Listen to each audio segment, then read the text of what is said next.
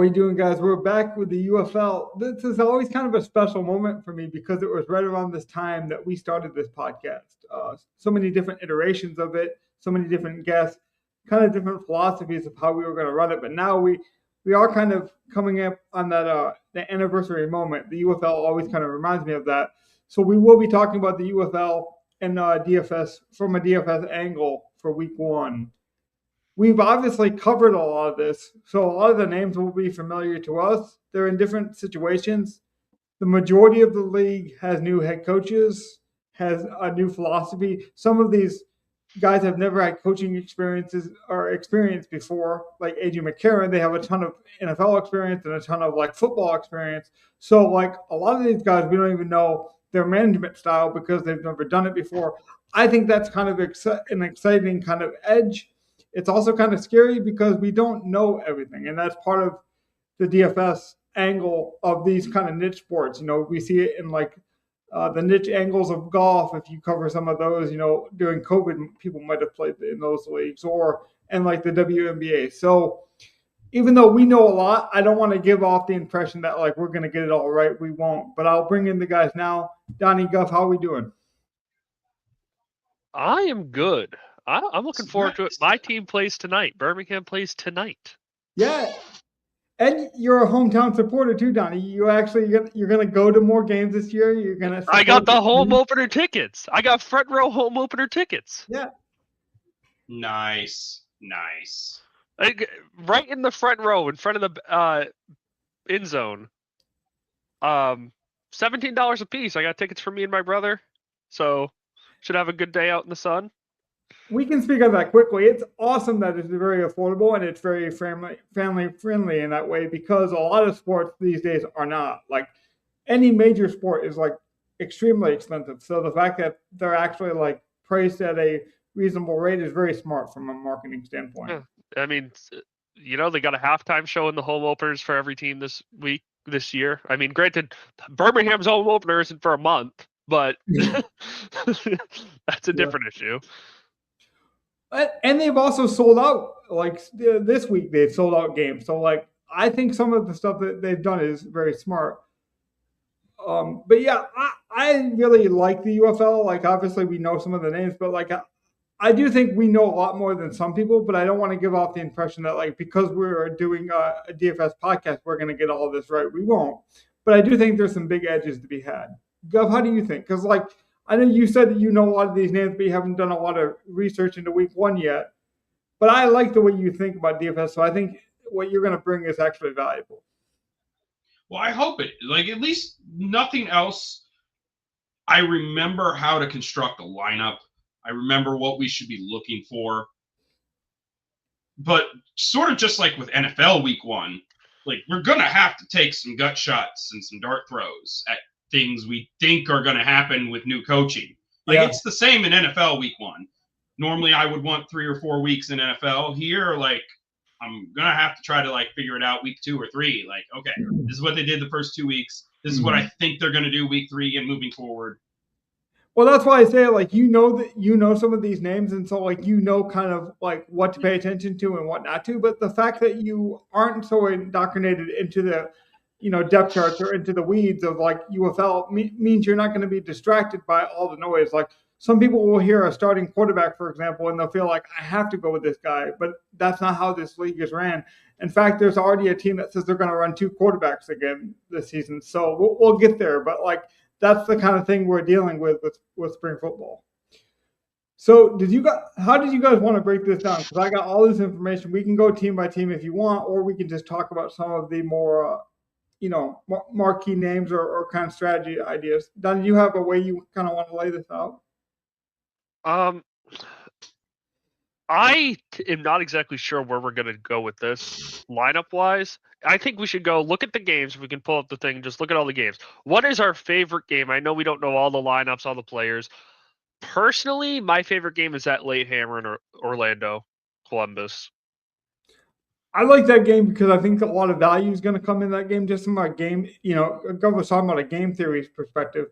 People are not going to want to wait till Sunday. That's a totally we're talking 2 days difference in the slate. I think that's going to actually affect ownership. And because it's not so many marquee names, it might be a good game to attack. Also, Anthony Beck, one of the more experienced coaches in this league, is coaching in that game. So I like it. I think that team's going to be prepared. I wouldn't mind attacking that game. And my favorite play from last year is in that game as well. It just so happens. I'm going to butcher the name. Toa, the running back, led the league in touchdowns last year and was a late guy who really started to get that starting job. So somebody I played almost every week last week, and I kind of just want to go back to it because it worked all the time. He's a really good running back. He's a bit small for the league, for the NFL standards, but like he's a bowling ball. He finds the end zone, and that's valuable in any DFS sport. I think, speaking of the first game, I think the Bama team has the best offense when you think of like all the wide receivers and all the like NFL experience. They also have, I think, 3 running backs that also played in the league, so they have the most recognizable names. But I also think that might be a reason we should kind of stay away or be scared off of it, because AJ McCarron's never coached before. He's literally never had any head coaching experience. His OC hasn't had any professional experience. His OC is actually his high school coach from when he won like a national title, like a state title in high school. So that kind of scares me. Like, it could be a fun offense, but like they have no coaching experience. They have so many recognizable names that are aging, but they said they're gonna rotate them. There's no young guys that are really hungry to prove anything because they're all like recognizable names. They could be in a heavy rotation. They already mentioned that nobody's going to get a ton of work and volume from a receiving standpoint. And McFarland, though, is the most talented player, I think, on the entire roster. So he could be interesting. But they also got Davis Price, who played at the 49ers, and then Connor, who got a cup of coffee with the Jags. So this is the most interesting team, but it's also the team that has the most information available because they play on Friday. So I think the ownership essentially is going to be higher on this game than it should be, even though there's some really good options. Yeah, there's so many mouths to feed. Like, McFarland was one of the best running backs last year. It's hard to play him when you don't know if it's going to be a blowout. That receiver room, good luck. Good luck guessing, because I'm not playing that guessing game. John Ross could have a crazy 80-yard touchdown. Justin Ross is a big body. He could steal a red zone look. Kane, we know Kane's been one of the best receivers in the league. Yeah. Chenault is ridiculous. There's so many names on this. The only big thing is like Sims is out. Adams, you can see, is on IR. So there's not as many mouths to feed, but there's a lot. Well, and like, you don't like it when the coach is like, yeah, we're going to rotate all the wide receivers. Like, we don't even have to worry about having a star wide receiver because we're going to rotate all of them. Like, that volume is king in any DFS sport, I feel like. And so that kind of scares me off. I was going to kick it over to Go, but he might be having some technical issues, so we'll give him a minute here. But, Donnie, I feel like if you're going to play this game, though, Matt would be an option, but like, I don't know who to pair him with. So that scares me. Go, are you back? Are you good? Yeah. Now? Okay. Yeah, I'm good. All right, let's see. Like, I'm honestly searching my stuff to like find some sort of projection set anywhere, and I know there will be one if there isn't even right now. So I basically have to extrapolate one from betting lines that I can try to find. Yeah, I know. That's the other thing that it's getting hard to find here. And before we get into like the full lineup builder, if people are looking to build, the place to look, there is no like site to go look for. You have to go to pretty much Twitter and look for James Larson. He's going to be the big name. Larson's great. Yeah, he is by far my favorite UFL reporter. And then after that, you're really kind of picking throughout Twitter and finding who's the reliable beat reporter of that team.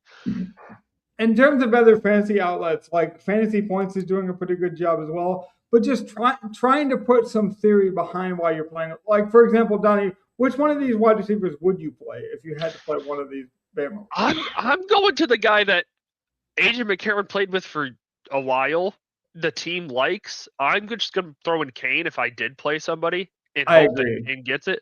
I know if you wanted like the cheap, crazy one, just go with the 6'7" tight end Thomas. He kind of caught fire last year. He's found his footing in the league finally. And speaking of that, Donnie, he had a great touchdown ratio like throughout the year. But the problem yes, is like he doesn't get a ton of volume, so like you're basically relying on that tight end to get the touchdown, which I know what is he's 6'6", he might be 6'8" actually. yeah, which is great when you have to play a tight end in the NFL. But in this kind of lineup construction, we don't need a necessarily tight end. So it's one of those things where you can play a wide receiver instead of a tight end. So are they more valuable? But he's a good call for sure. Thomas is a red zone threat. I think that's just like getting cute. I think playing this game is getting cute because let's be honest, they have one of the best running backs in the league now. And last year they had no running game, and we forget this was a run-heavy team 2 years ago. They just had Marable and who I forget the other name. They couldn't move the football on the ground at all. Maybe that changes now that McCarron's the coach, but this team should want to run the ball if you're going to bring McFarland in. Well, McFarland also showed a tremendous ability to also run the ball, but catch the ball. Like you could argue he was maybe an MVP, like usage last year. And I know their offensive coordinator, I just mentioned he hasn't had any professional experience in terms of college or the pros yet, but he said he was surprised that McFarland was even available for this league.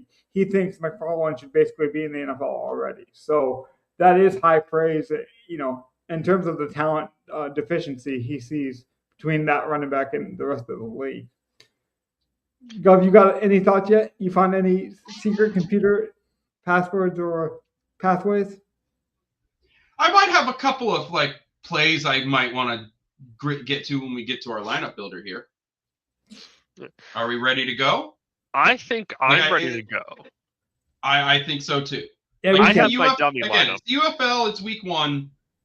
I'm as ready as I will be. Yeah. Okay.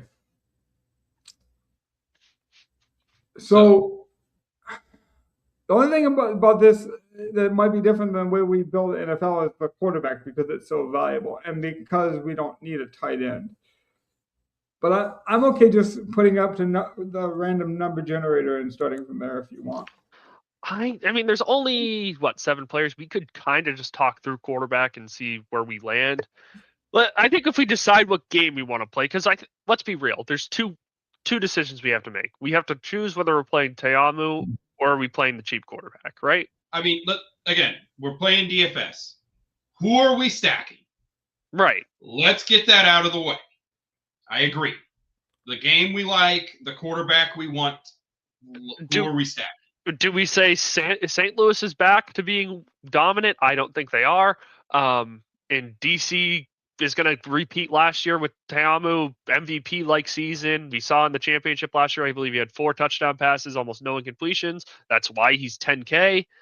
Or do we go with a cheaper guy like Plummer, who just got the starting nod in Orlando?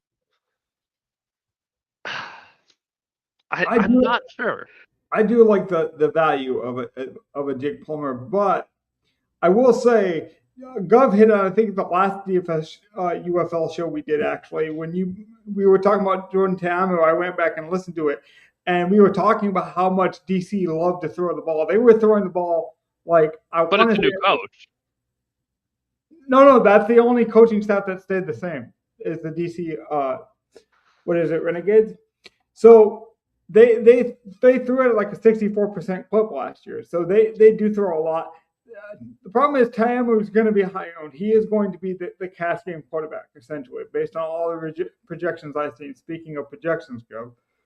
But I think he's the safest. Like, there's a reason everyone wants to play him because they throw the ball a lot. They have to, and I think the stacking partners are also easy with DC, where to Donnie's point, if we play a lesser known quarterback, we might get the ownership advantage. So I think we got to decide what we want to do there. Yeah, because Teamu is 10,000. He's 10,000, so he's expensive and he's projected well, so he's going to be owned.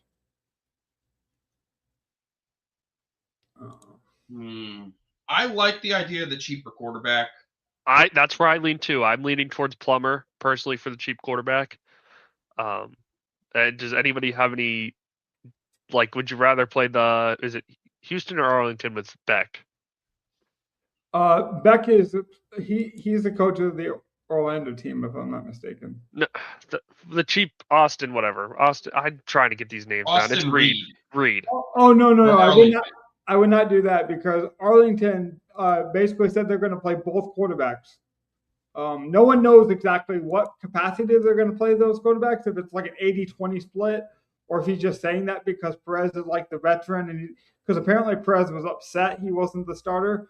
So Neuheisel said he's going to play both quarterbacks, so that scares me. Any two quarterback system just scares me from a DFS perspective. I don't know. Would you play it, Donnie, even if there was the threat that like we're going to play two quarterbacks? Like the ownership will be low. At 7,500 doesn't exactly scare me because you just have to get the other, like, the touchdowns right at this point. And you're right. If Austin goes out there, because he's younger, that's why they went with him. He's younger. He's actually like one of the youngest players to actually play in the UFL. So there's like a lot of potential and hope that he'll get back into the league. But if he goes out and has like 2 touchdowns in the first half, they're probably not going to bench him. But I don't like that kind of talk. I would rather go with someone we know is going to be the starter. We know Anthony Beck can run a good offense. I'm going to put Palmer in there for now. I guess there's a chance that DTR could see the field, but from what Anthony Beck said, is he was going to name a starter and stick with him. He didn't really kind of want to ruin the quarterback's confidence. So when is the confidence broken? 4 picks or 5 picks? You're right. No. I think if anyone, there will be a line. We all know it. maybe Jordan Tiamo could throw 4 interceptions and stay in the game, but he's probably the only one. Now, if we play Plummer, to me, we have to stack it with Rowland. He is the best receiver on that team from what I can tell, obviously. By far. I could be wrong. McStevenson is out. There's already injuries in this room. So it's Hamler, who's a small body guy, if I remember correctly. NFL experience, by the way, with Denver. Yes. So it's either Hamler, who's a smaller body, who could be the best receiver. Stevenson's not here. Or Rowland, who we saw blow up the league last year. Granted, with Tam. And everyone went crazy with Tam last year. Yeah. We talked about their pass rate as well with DC. Like, they were just passing the ball like crazy. So maybe Rollins was a bit of a, got lucky with the way they wanted to run the offense. But I think he's far and away the best receiver they have. It looks like they also have Stevenson on the roster, but he looked injured or at least doubtful to play in this game. So I think Rollins should get a lot of volume. Yeah. Also, let's remember we can't exactly trust all the tags on DraftKings. We'll have to do our own research after. But for now, we are ruling with and either way, I'd still want to play Rowland. But for now, we are going with the expectation that he's out. But just because it says out doesn't mean he's out. And I do think having KJ Hamler on that team is a good thing because he can stretch the team, the field deep. And even if we don't have him on the roster, if we have Palmer, obviously we'll have a piece of it. Or Plummer, sorry, I keep doing that. But yeah, if we have I just like the idea that offense could be efficient. Are you okay with Rollins, Gov? Yes, I am. Okay.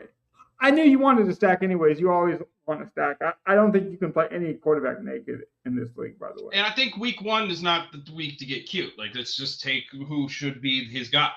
Right. No, I agree with that.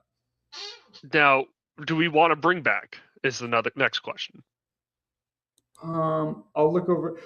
The wide receiver for this team is very thin. I've been, they clearly look like a running team. Well, they are. This is the port over team from the Michigan Panthers. So we saw the Michigan Panthers offensive line being very good last year. They wanted to run the ball. They did. Obviously, they might have the best offensive line because a lot of their offensive linemen were just transplanted from that Michigan Panthers team to Columbus. But if you looked at the receiving on this team, Chisholm is the best one. We saw him with, I believe, Houston last year. He's nothing special. I just think this team's going to want to run the ball way too much for me. I recognize these names, and none of them had me last year. They have 2 running back, 3 you could argue would love it. Love it. But I mean, we know the starter. We know the touchdown guy. Well, that's my point, Don. If you're going to bring it back with anyone, I think it has to be Tower because he's the guy I would expect to get the workload. I just don't think they're going to pass the ball enough to make Chisholm a valuable bring back. Which is interesting because this is Ted Ginn's team, if I'm not mistaken, right? I believe so, yes. Yeah, Ted Ginn Jr. is the head coach, so you would think it would be more leaning into pass heavy, but I guess not. Granted, Ted Ginn, he did play for a lot of run heavy coaches. He did. And it's strange that we have all this like professional experience, but yet not coaching experience like AJ McCarron that I mentioned off the top of the show. It's just strange. Gov, do you think we need to bring back, or do you think putting in Tower is too much of a force? Like, I definitely don't like the receivers on this team. I don't know if we need to bring back just because I think there's a lot of other good, solid plays. Okay. Well, we need a running back anyway, so let's look for a running back. It's like I'm starting to look at construction. Yeah. If we get like one sub 5K wide receiver, I think we can fit everybody. Yeah. And I mean like most expensive defense, most expensive running back, most expensive wide receiver. We just fill in with those 3 spots. And most expensive defense is going to be one cheap. We only need one cheap dude this week, especially if we're going with a cheaper quarterback. Because like I'm building with Teamu because he's probably the chalk right now in my background. He is a chalk. And like I've got a lineup. I'll show it right now. I'll put it on screen if you want. But we can build ours. But I have that as my template, and I'm like, this fits everything. So I don't like. We just honestly, who's your favorite dart throw? Because like I have one, Seth but Green it's probably nothing. Seth Green is my favorite dart throw. I don't have a crazy dart throw and like a cheap guy. I'm going with some things that I know. Yeah, the tight end for the Renegades, who obviously the Renegades was a team that Sal Canellis played on. Obviously, Seth Green also played with Sal Canellis in this offense with this team, so there is familiarity there. He's really athletic. He even runs the ball like kind of that running quarterback running tight end with some athleticism. So you might see some trick plays, some tush pushes, stuff like that. There's no tush push in this league. Don't forget. Well, yeah. I shouldn't have mentioned that. Like I'm just saying, trick plays. He's athletic. He has some. He's not just a move and stick kind of tight end. I will say the cheapest player in my lineup is 6,400 Powell for DC. I know he's technically listed wide receiver 3 or 4 this week, but there is connection there. No, I have that as that's a good play. I have 2 cheap DC guys, and then I'm able to fit everything around it. So it's like a Teamu double. Yeah, see, actually, in my personal lineup, I'm not playing Teamu, but I am playing 2 DC receivers. May I ask who your receivers are? I'm assuming one is Powell. It's Powell and Scott. I love Scott. He got the most volume of anyone in the league last year from a receiving standpoint. He really is the Antonio Brown of this league. I feel like he's small, he's shifty, but he's just efficient. I think he is honestly one of the best receivers in this league. The question is, without Tamu, though, do we just play a cheap guy, assuming that that's probably a bring back with a Tamu lineup, knowing that we don't got him, or do we play the more expensive guy that maybe people can't afford? Like, I know there'll be people that can afford Scott and Tamu, but will that be lower owned than a cheaper guy with Tamu? Because we don't got him, so like that's my game theory. That's sort of the way I'm building. I'm thinking like Scott is probably going to be his top paired guy. Yeah, and I agree. Again, he should be. He should be. Like, I think I'm not playing the single entry. I'm playing one of the larger field. One of the 1,000-person tournaments. So I'm willing to take a shot. This is in the 2K first down 20 entry max. So I'm also I have an entry in that tournament. Yes. Oh, wait! I should have said that. Oops. No, you're good. Oh God. Oops. We're not going to submit this lineup. Allegedly, yeah. We're not going to submit this lineup on screen. This is just for educational purposes only. But do we just go with the talent of Scott, or do we try to play a little bit of game theory? I like just putting Powell in here to get a little bit of salary. So, like I said, like if we can get a little bit of salary relief from our quarterback and from Powell, we might be able to just legit plug in some top price dudes if they're the best plays. Like I don't mind McFarland, we can play McFarland. If we want to play Hall, we can play Hall.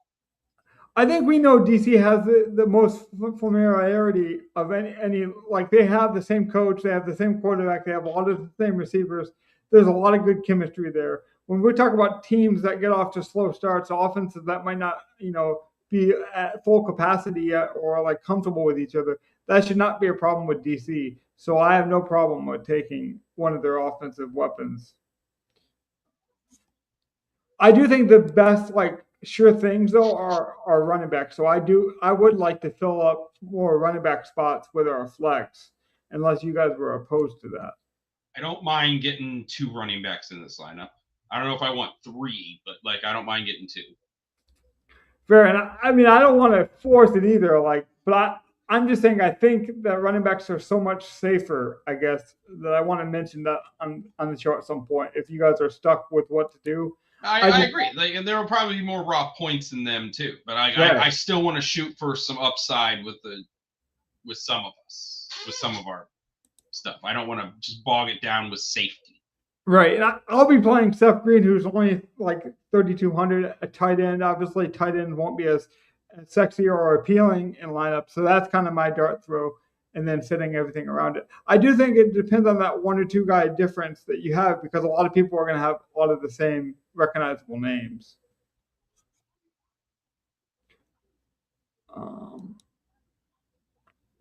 So who is your favorite running back to play? My favorite one would be McFarland. I just think he can catch the ball so well. He's going to be involved, and so I just think the volume is safe. What about you, Donnie? Mine's Talitoa. What I don't know. I'll get the name. I think I break that tie and let's just play McFarland. Okay. Also, I will say while we're talking about, I know we were talking about DC. I didn't even think of it. Kiki Cutie is 5,600 for DC, and he is listed as a starter this week.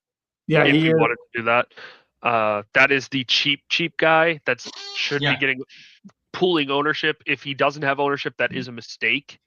That is the 3-man rotation, Donnie, from what I see. It's Scott, Cutie, and Powell is what I'm saying. Well, no, Seth Williams is listed as a starter over him, technically. Is Seth Williams over him? Because that's not what I saw a couple days ago, but you probably have the most updated information. I'll pull it up just right now. According to Larson, right now it's Scott is 1, Cutie is 2, Williams is 3. Okay. And Powell is Williams' backup, which kind of tells you that he's wide receiver 4. So we probably should get rid of Powell, right, then? Or did you guys want to take the gamble? I see. I mean, with that news, I'd rather switch Powell to Cootie. I agree. Donnie, you have any pushback? No. I don't. Because of my Teamo lineup that I made, I also have Cutie. And Cutie has NFL experience. I believe he played with the Texans. Yes. Yeah. So, I mean, he might be just a slot guy. That's what I remember him in the NFL. But in this league, I think that's valuable. And it does save us some money as well.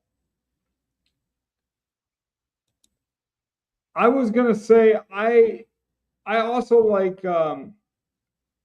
Merritt. He's in a backfield with the Gamblers. I don't think has a lot of competition.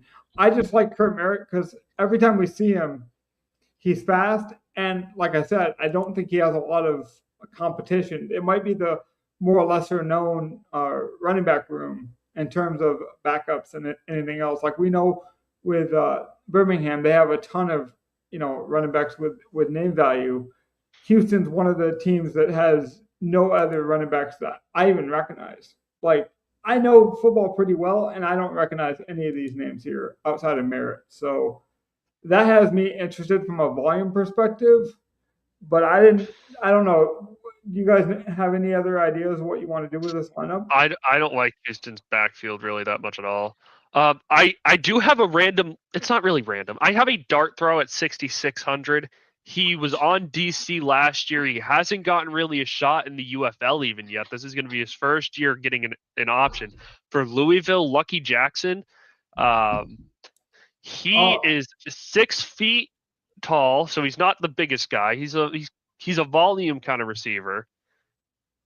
From what I've seen from college. Now, it's been a long time since he played in college. 2020 was his draft. He went undrafted. He had a little stint with Minnesota that I found. I don't think he ever made the roster. But he's listed as wide receiver 3, I believe, wide receiver 2 or 3, depending on how you look at their depth chart. That's the team with Benny Sell, Jason Bean. They're playing Birmingham, so this offense should be pushed by Birmingham. Even if that offense doesn't look good, they should get a ton of passing volume, assuming that they'll be behind. Birmingham is favored to win that game. I would tell you, Lucky Jackson was a priority at one point with the Vikings as a practice squad guy. Like, they basically wanted to keep him on the practice squad. They basically tried to pay him a few times and actually made him, I guess, part of the active roster, even though he's never really played much. So it's possible, and he did have some XFL experience, if I remember correctly. He was with DC. I'm not sure what year it was. He was with DC 1 year and had a couple touchdowns, long touchdowns. Yeah. So it's a guy I'm interested in taking a shot on. I'm not even sure what his actual name is. I think he played college with Lamar Jackson as well. He was at Western Kentucky. I do have that up. Yes, he was at Western Kentucky. So he's not a big school.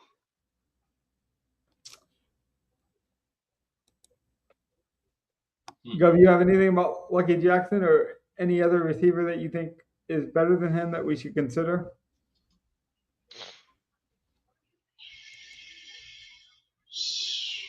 He's not super. Not really. Not that I can current. Okay, we'll put him in for now. That wasn't a vote of confidence, though, Donnie. I don't know if you heard how long it took. He wasn't overjoyed. No, I mean, it could be wrong, but we do need to take some dart throws, right? Well, what I like about it, just from a theory perspective, is we're not playing Corral, who I just think with this game being Friday, it's a marquee game on Fox. This game's going to get a ton of ownership, but we're not playing it in the more popular ways to play it. Like, we're not playing the quarterback. We're not playing the more widely known wide receivers. But we do have two big pieces of it now. We have McFarland, who we're paying up for, and then we have a Lucky Jackson, which no one expects a lot from this offense. Like, that's one of the things I keep hearing when I go to research, is just no one knows what to expect. I will say they sold out, though. Their fan base is really excited to have a team. So that could be the most fun environment we see, but no one really knows a whole lot. So, and we're talking about you brought up a guy in Lucky Jackson who has a pedigree. Like, he's already been to a practice squad. And like, we might laugh about that, but that's actually something. He won't make an NFL team. No matter how he plays, he's not going to make an NFL team. He's 29 going into next NFL season. This is all he's got. If he wants to play football, this is it. Sure, but like I'm saying, it's like a senior in college. Like, he might not be a great guy at the next level, but you can dominate a guy with your physicality and just how much experience you have. I think it's valuable in a league like this. I don't mind this. We'll just take other shots at 6,600. If there's somebody else we feel more comfortable playing them, or we could go cheaper. I just don't like any of the names cheaper down here that I can find. Maybe that will change when starting lineups come out, but right now that's kind of the guy I can find that's not priced. I talked about it earlier, and it's DC having familiarity with their coaching staff. They already have an aggressive DC. We saw them having the most aggressive defense last year. They're coached by Greg Williams' son, who likes to blitz a lot, who's known for getting a lot of turnovers and causing chaos. That's exactly how a DFS defense scores. And we don't have any Battlehawks in the lineup right now. I think that DC has the best defense on the board. Do you guys have any pushback at all? No. I don't exactly have pushback to it. I My only thing with that is I'm a little concerned with the fact that St. Louis has those big body receivers who can just make a play. They do. They do. Whereas I'm playing Arlington's defense because I just don't think Houston's going to be that good. That's also a good defense too. And you're right. They have Pearson and they have Butler who are good receivers, but Silvers is not really known as a scrambling quarterback. He's not really known as an athletic quarterback. So we're talking about a pocket passer for sure against a blitz happy defense. I mean, we can go with another defense if we need to save money, but I kind of want to see what this looks like. Yeah, we have 9,400. We definitely have enough. Yeah. We can basically afford anyone at that point. So who's your favorite flex play, basically? I like Kirkland. I've been high on this guy forever. Maybe I'm just being stubborn because last year I was high on him, and he played in the worst offense with the Brahmas. It was terrible. Now he actually has some support. With Hall being there, I think they have a chance to be a really good offense. So now Kirkland's not asked to be the number one guy. Maybe I'm biased there. Donnie mentioned it with Butler being the big, marquee, 6'6" guy in this kind of league that's valuable. We could go a lot of different ways. I didn't know. Do you guys have a name that we haven't mentioned that you guys want? Just think is so much better. We got to get in this lineup. Well, I mean, Hall should still just have a great role. Like, there's no reason he shouldn't. He should, and I'd be okay with playing him too. There's names, but again, this is week 1. I kind of want to see how teams are going to do.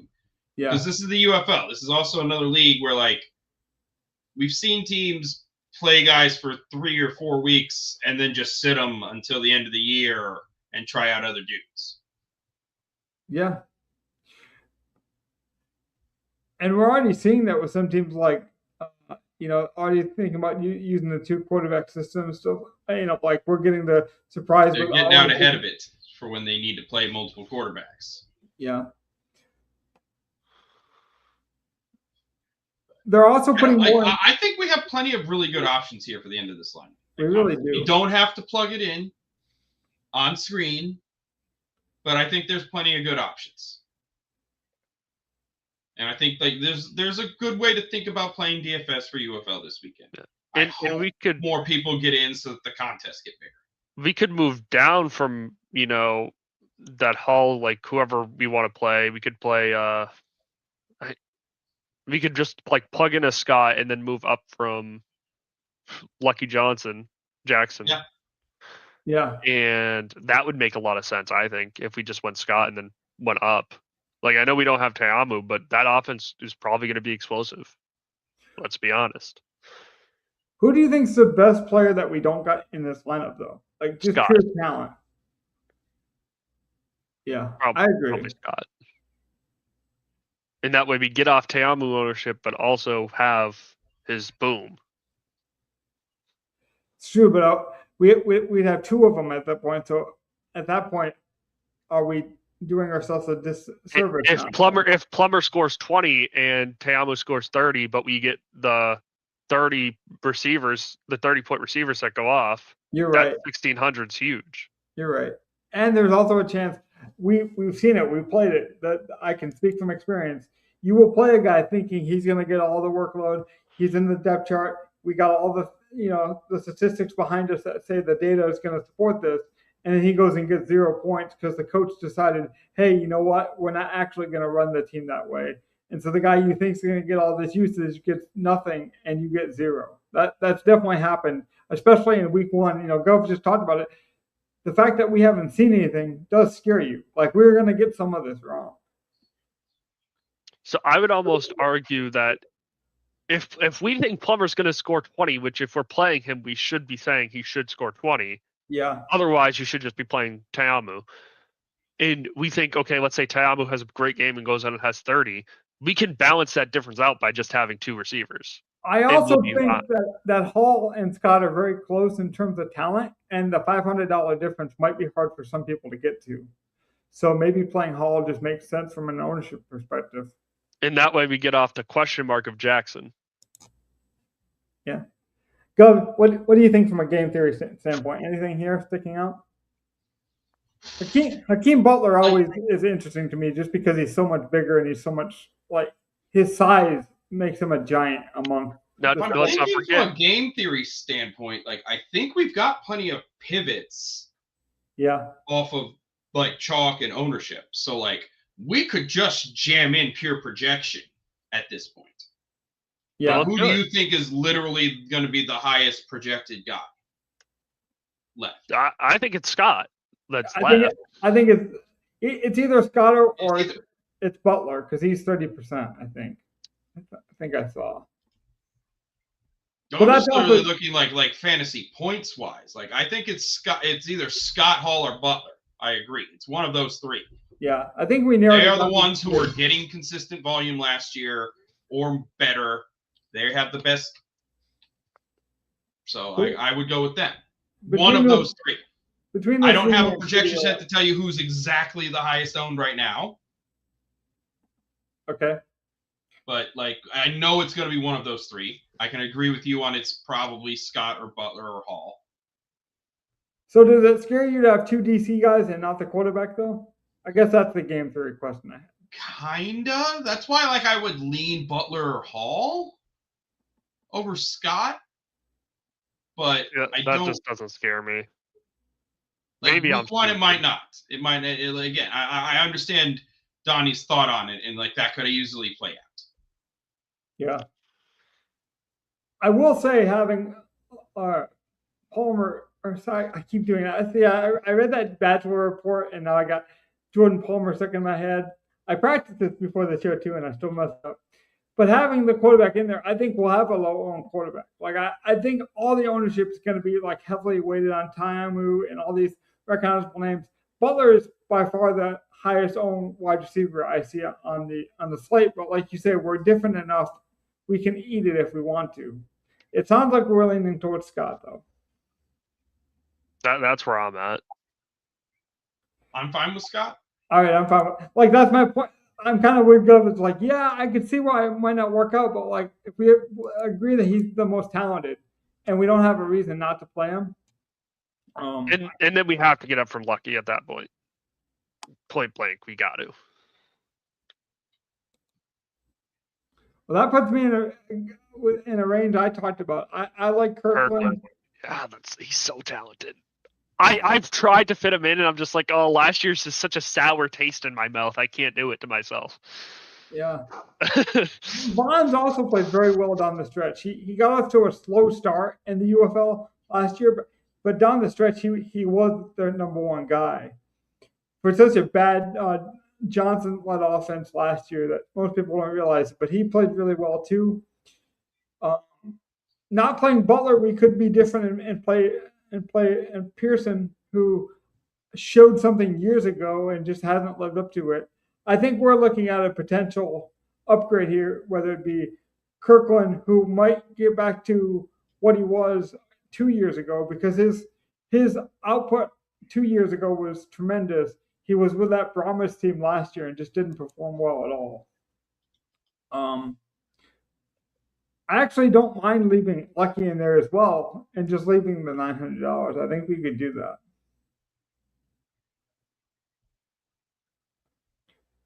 I don't mind that either. See, I wasn't like hell bent on playing Lucky. That wasn't like a standstill. Like I gotta have him. No, but I'm saying I think it's a good play if we wanted to stay there. See, how much would we need hypothetically to get up to Taiamu if you wanted to? You need 1,600. Yeah, I can't find that. I won't be able to find that. It's a lot of a different, like it really is. And then we're talking. How much do we have left over? Well, no. Well, I mean, okay, there is an easy way to find it if you really want. Sure, yeah, Seth Green. I just thought. I mean, that's my favorite. No, not even that. Not even that. It's DFS strategy. Just punt the defense. Just punt the defense. Well, what defense do we have to play that dude? Like, plug in. Plug in whatever. Teamu. Just plug in Teamu. To leave Yeah. the defense for now, plug in Teamu. See how much extra we need. We don't need the cheapest defense in there. Is our point. Like, keep our defense, keep DC in, and see how much we were off. Okay. DC. So we were off 200 from the absolute cheapest receiver I'd go, because Justin Ross was interesting me at 6,100 because he is listed as wide receiver 1 this week. Yeah. The only guy down here that I like is Winstead, who is probably Hamler's there, but we'd have to get off Rowland, so no. Yeah. I do like Winstead, that he's probably the best blocking wide receiver in the league. Like, apparently he's going to be the number 2 for Louisville because he can block so well. I'll see what their depth chart has. I'll pull it up right now. Louisville wide receiver is Black, Bell, and Jackson. Winstead listed as wide receiver 4 or 5. Is he? Okay, yeah. He'll get off of that. So Black and Bell, who I've never even heard of Tank Black. I've never heard of Carter Bell. See, I don't like this. Like that Louisville team. Yeah, see, I don't like. I was just curious. I was curious what we would need. So I can't find anything in this range unless we wanted to go down to Arlington and then we could afford Justin Ross. But we have Birmingham stuff, so no. So go back to Jack. Yeah, I would. That's where I would go. I would go back to Plummer. I was just curious what we could do. Yeah. I do like Anthony Beck, though, as an offensive coordinator. So I do think Jack's going to have a better game than most people think.